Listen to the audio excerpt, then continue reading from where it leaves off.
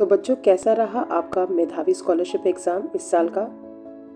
आज की इस वीडियो में मैं कक्षा 5 का जो मेधावी स्कॉलरशिप एग्ज़ाम आया था उसके सॉल्यूशन लेकर आई हूँ। तो लेट्स स्टार्ट।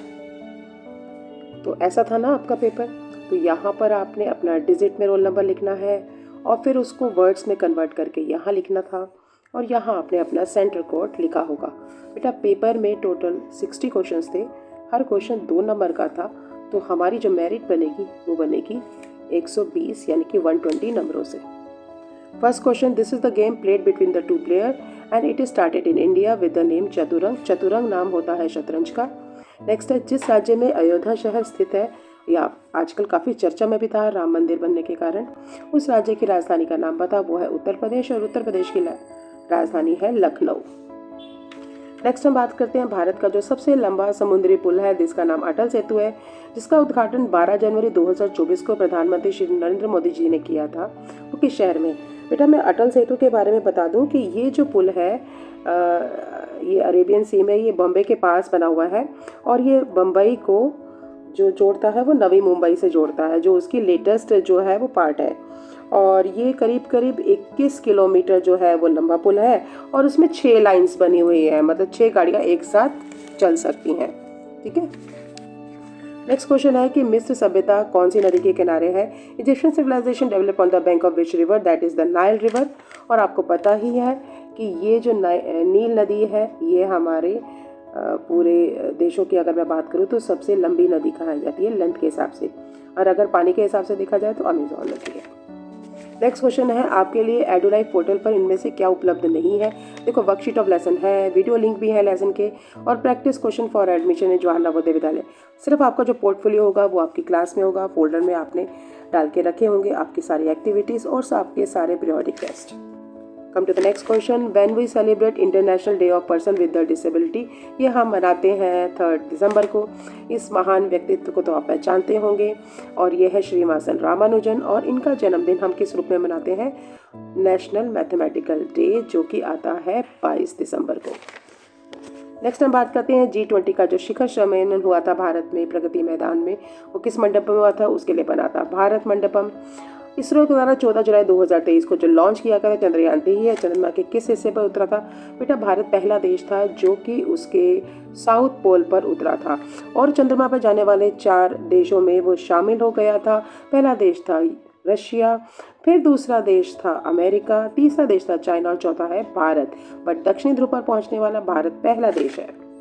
कौन सा देश 2024 में ओलंपिक की मेज़बानी कर रहा है? अगर मैं 2020 की बात करूं तो ओलंपिक हुए थे टोक्यो, जो कि राजधानी है जापान की, और 2024 में ओलंपिक जो है वो होंगे पेरिस में और ये देश है फ्रांस।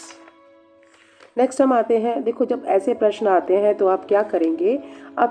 72 डिवाइडेड बाय 36 ऐसे लिख देंगे, और ये जो 4 बिंदु होते हैं ये समानुपात को दिखाते हैं, इक्वल प्रोपोर्शन को दिखाते हैं। तो यहाँ 40 लिख के, क्योंकि हमें ये वाला नंबर नहीं पता, हम 40 को डिवाइड करके a लिख देंगे। अब हम क्या करेंगे? नीचे की संख्या को ऊपर की संख्या के न्यूमरेटर और डिनोमिनेटर को, बट एक फ्रैक्शन वाले को नहीं, आमने सामने वाले फ्रैक्शन को, इसके न्यूमरेटर को उसके डिनोमिनेटर से मल्टीप्लाई करेंगे और इसके न्यूमरेटर को इसके डिनोमिनेटर से मल्टीप्लाई करेंगे। तो हमारा आ गया 72 मल्टीप्लाइड बाय a बराबर है 40 मल्टीप्लाइड बाय 36। अब हमने a की वैल्यू निकालनी, क्योंकि हमें ये नंबर नहीं पता। हम 72 को जब हम नीचे लाएंगे तो हम इसको डिनोमिनेटर में रखेंगे। अब हम इसको काटेंगे कैसे? 12 एकम 12, 12 दूनी 36, 12 तिया 54, 12 चौक 72। ठीक है। फिर 4 के पहाड़े से 40 को काटेंगे और ये आ गया आपका 10। तो हमारे पास क्या शेष बचा? हमारे पास बचा था 10 और उधर से बचा था हमारा 2। तो हमारा आंसर आ गया 20। तो ये सबसे आसान तरीका है इसको निकालने का। दूसरा आप ये भी सीख सकते हैं कि आप 72 और 36 का रिलेशन देखेंगे। ठीक है। 12 कम 12। अब देखो यहाँ से अगर हम इसको काटते हैं, इन दोनों को अगर हम काटते हैं तो 18 दूनी 36, 18 तिये 54, 18 चौक 72, 4:2 की रेशियो आ रही है। ठीक है। 4:, यानी अगर ये दुगना होगा तो ये 4 गुना होगा। अगर 40 जो है वो 4 गुना है तो 2 गुना क्या हो जाएगा? 20 हो जाएगा, है ना। क्योंकि 10 को अगर हम 2 से गुणा करेंगे तो क्या आ जाएगा? 20, और 10 को 4 से करेंगे 40। तो जिन बच्चों को पहाड़े अच्छी तरह आते हैं वो इस तरीके से कर सकते हैं, अदरवाइज आप वही वाला मल्टीप्लिकेशन करके न्यूमरेटर और डिनोमिनेटर को उस तरीके से इस क्वेश्चन को करेंगे। नेक्स्ट क्वेश्चन आता है कि यहाँ देखिए इसके बाद क्या आएगा, सिंपल है, बी के बाद डी है, डी के बाद एफ है, एफ के बाद एच है, तो यहाँ पर जे आएगा, पी क्यू आर एस और टी आ जाएगा। तो यहाँ देखेंगे जे और टी किस में आता है, यह आता है इसमें, तो हमारा ऑप्शन आ जाएगा नंबर 2। नेक्स्ट क्वेश्चन आते हैं कि महेश, यहाँ है महेश और इसके पिता यानी कि इसके फादर, इनके 3 बेटे हैं, एक का नाम सुरेश है, दूसरे का नरेश है, तो तीसरा कौन है, ऑफ कोर्स दैट इज होगा महेश। तो सही ऑप्शन आ जाएगा ऑप्शन नंबर 4। नेक्स्ट आते हैं 3 लोग एक ही व्यवस्था में बैठे हैं, 3 people are namely Sohan, Mohan and Rohan, these are sitting in a sitting arrangement. अभी अरेंजमेंट में कैसे बैठे हैं, if Sohan is sitting in front of Rohan, तो ये रोहन है, उसके सामने बैठा है Sohan, and no one is sitting in front of Sohan, यानी सोहन के आगे कोई नहीं है, तो तीसरा कहाँ बैठेगा, तीसरा तो यहाँ बैठेगा ना मोहन। तो हमारा क्वेश्चन क्या है कि रोहन के पीछे कौन बैठा है, who is sitting behind Rohan, that is Mohan. तो the correct option is option number 1। Next है identify the diagram which best represent the tiger, lion and animal. देखो इसमें सबसे बड़ा ग्रुप निकालना है, वो है एनिमल, और एनिमल के अंदर ही आता है टाइगर और लायन, तो हमारा ऑप्शन 3 आएगा, right Venn diagram. Come to the next question, यहाँ क्योंकि डायरेक्शन का है तो हम यहाँ डायरेक्शन बना लेते हैं, ईस्ट, वेस्ट, नॉर्थ और साउथ। ठीक है, तो अब हम बात करते हैं, अगर Arun walk 2 kilometre towards waste, तो ये है अरुण और ये 2 किलोमीटर चलता है वेस्ट की ओर। ठीक है, then he walk towards the east 6 kilometre. अब ये वापस यहाँ से घूमता है और यहाँ से 6 किलोमीटर कहाँ चल रहा है, पूर्व दिशा की ओर चल रहा है। ठीक है, तो क्वेश्चन क्या है, how far is he from his initial position. तो इनिशियल पोजीशन क्या है उसकी, यहाँ है ना, और ये कितनी दूरी पे है, देखो ये बेटा ये टोटल दूरी जो है ये पूरी दूरी है आपकी 6 किलोमीटर, और 2 किलोमीटर ये यहाँ से कट गई है, क्योंकि जब हम डायरेक्शन बदलते हैं तो बेटा तो माइनस हो जाती। अगर मैं कहती कि ये 2 किलोमीटर चलने के बाद 6 किलोमीटर और चला, तब मैं उसको ऐड करती, बट क्योंकि यहाँ पर डायरेक्शन उल्टी है तो हम माइनस करेंगे, 6 में से 2 गया 4, तो करेक्ट आंसर आ जाएगा वो 4 किलोमीटर दूर है अपनी प्रेजेंट जो उसकी स्टार्टिंग पोजीशन थी। नेक्स्ट हम बात करते हैं इस कौन सी फिगर आएगी, ये देखिए ये 2 लाइन सेगमेंट्स है, फिर 3 बना, ट्राइंगल बना और फिर स्क्वायर बना, तो नेक्स्ट बनेगा पेंटागन, पेंटागन यानी कि ऑप्शन 2। नेक्स्ट फिगर हम रिलेशन देखते हैं, देखो इसमें क्या है, एक ट्राइंगल है उसके अंदर सर्कल है, और नेक्स्ट फिगर में रिवर्स हो गया है, ट्राइंगल अंदर चला गया है, सर्कल बाहर आ गया है। तो यहाँ पर क्या है, हेक्सागन है उसके अंदर पेंटागन है, तो हमारी फिगर ये आएगी पेंटागन के अंदर हेक्सागन, ऑप्शन 2। नेक्स्ट है इसमें से आपको ट्राइंगल गिनने हैं, तो हम काउंट करते हैं 1 2 3 4 5 और 6, ये तो आपको स्मॉल ट्राइंगल दिख गए, और ये आ गया 7 और ये आ गया आपका 8, so the correct number of triangles are 8। Next हम बात करते हैं, देखो 2 तरह के पैटर्न होते हैं, एक पैटर्न होता है जैसे कि मैं आपको बता दूं, जैसे कि 11 है, 13 है, 15 है, 17 है, ये पैटर्न को अगर आप देखेंगे तो ये इंक्रीजिंग ऑर्डर में है, सिंपल पैटर्न है, इसमें हम एक और दूसरे के नंबर के बीच में डिफरेंस निकाल लेते हैं, भाई यहाँ पर 2 का अंतर है तो हम 2 2 प्लस करते जाएंगे। बट क्या हो जब पैटर्न ऐसा है कुछ समझ में ना आए, नंबर कम हो रहा है बढ़ रहा है, तो यहाँ पर हमें दूसरा तरीका लगाना है। दूसरा तरीका क्या लगाना है, हमने पहले नंबर के बाद दूसरे नंबर को नहीं देखना, हमने तीसरे नंबर को देखना है, यानी हमने सबसे पहले ऑड नंबर पे पोजीशन पे जो नंबर है उनको देखना है, जैसे ये फर्स्ट नंबर पर है, ये थर्ड पर है, ये फिफ्थ पर है और ये 7 पर है, तो आप देख रहे हैं सब जगह 5 आ रहा है, तो अगर मैं इसमें एक नंबर छोड़ के अगला नंबर लिखूंगी तो वो भी 5 आएगा। अब मुझे ये निकालना है, तो मैं क्या करती हूँ, मैं इवन नंबर वालों को देखती हूँ, देखो यहाँ पे 7 है तो यहाँ पर 9 है, 9 के बाद आ गया 11, यानी कि यहाँ पर 2 की बढ़ोतरी हो रही है, 7 में 2 जमा करोगे 9, 9 में 2 जमा करोगे 11, तो 11 में 2 जमा करोगे आ जाएगा 13, तो सही ऑप्शन आ जाएगा ऑप्शन नंबर 2।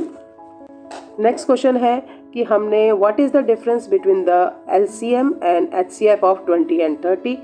20 और 30 का अगर हम LCM निकालेंगे, LCM तो आपको निकालना आता ही होगा,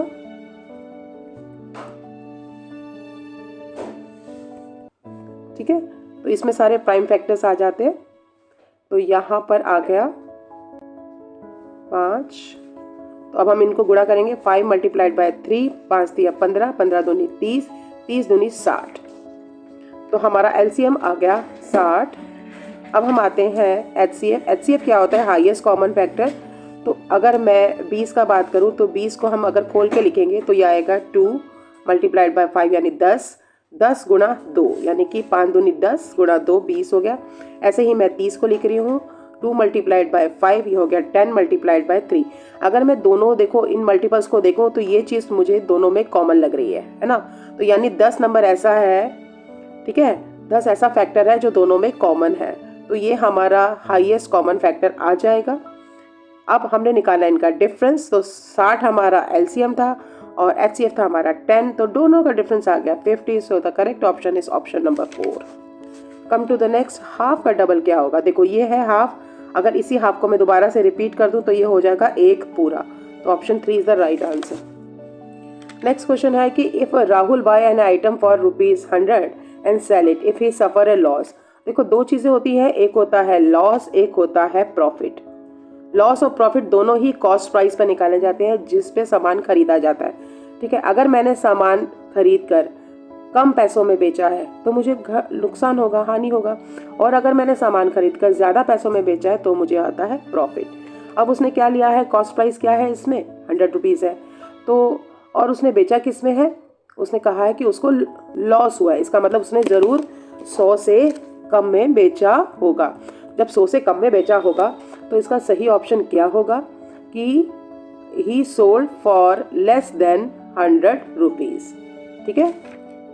नेक्स्ट क्वेश्चन है, यदि मैंने अपना होमवर्क 50% पूरा कर लिया है तो इसका मतलब क्या होता है? पहले तो आप परसेंटेज समझो। परसेंटेज का मतलब होता है 100 में से, और अगर मैं 50 का बात करूँ, 50% का बात करूँ तो मैं यहाँ आधे की बात करूँगी, आधा, जिसे हम 1/2 भी कहते हैं। तो मैं इसको 0.5 लिखूंगी। तो इसमें कौन सा सही उत्तर होगा? इसमें सही उत्तर होगा 1/2। कम टू द नेक्स्ट, अगर 4 रेलगाड़ियां हैं PQRS जो कि 80 से चल रही है, 60 से चल रही है, 100 और 90 किलोमीटर प्रति घंटा यानी कि किलोमीटर पर आवर से चल रही हैं, तो 3 घंटों में इनमें से कौन सी रेलगाड़ी सबसे अधिक दूरी तय करेगी? बेटा सबसे ज़्यादा दूरी वो तय करेगी जिसकी स्पीड अच्छी होगी, ठीक है, जिसकी स्पीड तेज होगी। और उसमें से सबसे स्पीड तेज किसकी है? 100 है। और किसकी है? ये R की। तो करेक्ट ऑप्शन आ जाएगा ऑप्शन नंबर 2। नेक्स्ट है the correct ratio of faces and edges of a cuboid. अगर मैं फेसेस की बात करूँ तो इसके फेसेस होते हैं 6, और एजेस अगर मैं बात करूँ तो ये होती हैं साइड्स, और ये होती है 12। कौन कौन सी? 1 2 3 4 5 6 7 8 और 4 खड़ी हुई, इतनी हो गई 12। तो ये इसको हम दिखा सकते हैं, इसको हम काट भी सकते हैं। 6 1 = 6, 6 2 = 12। So the correct answer will be 1:2. Come to the next question. Which of the following statement is true about a circle? ठीक है, सर्कल के बारे में पहले मैं आपको कुछ बात बता दूं। ये हर सर्कल का एक सेंटर होता है, सेंटर सिर्फ एक होता है। सर्कल की ये जो साइड होती है बेटा, इसको हम उसकी सर्कमफ्रेंस कहते हैं। सर्कमफ्रेंस पर स्थित कोई भी बिंदु, चाहे वो इधर हो, इधर हो, इधर हो, उससे अगर एक रेखा खींचूं, एक लाइन खींचूं जो सेंटर तक जाए, दैट इज कॉल्ड रेडियस, ठीक है। और अगर मैं रेडियस को डबल कर दूं then it's called a diameter. अब यहाँ पर एक शब्द आ रहा है chord. You know what is chord? Chord वो लाइन होती है जो सर्कल पर स्थित कोई दो बिंदुओं को आपस में जोड़ने से बनी होती है। अब ये कॉर्ड ऐसे भी हो सकती है, ये कॉर्ड ऐसे भी हो सकती है। और अगर मैं बात करूँ, ये सर्कल है, ये उसका सेंटर है। एक कॉर्ड ऐसी भी होगी जिसके पॉइंट्स इधर और इधर होंगे, लेफ्ट एंड राइट पर, और वो कॉर्ड उसके सेंटर से पास होके जाएगी। और अगर आप देखेंगे, ये देखिए मैंने बहुत सारी कॉर्ड्स बनाई हैं, तो अगर आप लेंथ देखेंगे तो इसकी लेंथ सबसे बड़ी है। तो that's the chord that passes through the centre of a circle, that is called diameter. और ये सबसे बड़ी कॉर्ड मानी जाती है। तो अब हमारा ऑप्शंस क्या क्या है देख लेते हैं कौन सा ट्रू है। The largest chord of a circle is called diameter, ये ट्रू है। The centre of the circle lies on circumference, क्योंकि इसका सेंटर कभी भी यहाँ पर नहीं होगा, तो ये रॉन्ग है। Circle has only 1 diameter. देखो ये डायमीटर यहाँ पर है, ये डायमीटर यहाँ भी हो सकता है, ये डायमीटर यहाँ भी हो सकता है, किसी भी डायरेक्शन में हो सकता है। The diameter of the circle is half of radius, ये रॉन्ग है क्योंकि डायमीटर रेडियस का डबल होता है। तो correct option is option number 1। Next है, अगर त्रिभुज के 3 कोण बराबर हैं तो इस त्रिभुज के बारे में क्या बात? देखो अगर त्रिभुज के 3 कोण बराबर होंगे तो उसकी साइड्स भी बराबर होंगी, तभी तो कोण बराबर होंगे, ठीक है। तो इसका मतलब उसका हर कोण जो है वो 60 डिग्री का होगा, उसकी भुजाएं भी बराबर होंगी। और ऐसे त्रिभुज को हम सम कहते हैं, इक्वल बाहु कहते हैं भुजाएं। तो this triangle is also known as equilateral triangle. अब चौथा ऑप्शन दिया हुआ है, इस त्रिभुज में दो भुजाओं का योग तीसरी भुजा के बराबर होगा। ये नहीं हो सकता। देखो, दो भुजाओं का योग अगर तीसरी भुजा के बराबर होगा तो ट्राइंगल कुछ यूं बनेगा, और ये आपको कहीं से भी इक्विलेटरल ट्राइंगल नहीं दिख रहा। तो that is the wrong statement, और यही हमारा सही ऑप्शन है। अब हम आते हैं नेक्स्ट क्वेश्चन पे। यहाँ दो आपको फिगर्स दिख रही होंगी, figure number A, figure number B. सबसे पहले, क्योंकि इसमें ऑप्शंस में हमें एरिया भी निकालना है और हमें पेरीमीटर निकालना है, तो सबसे पहले हम इसका एरिया निकालते हैं। एरिया निकालने के लिए लंबाई को चौड़ाई से गुणा करना पड़ेगा। लंबाई है इसकी 4 वर्ग और चौड़ाई है इसकी 3 वर्ग, तो हमारा आ गया 12 वर्ग इसका एरिया।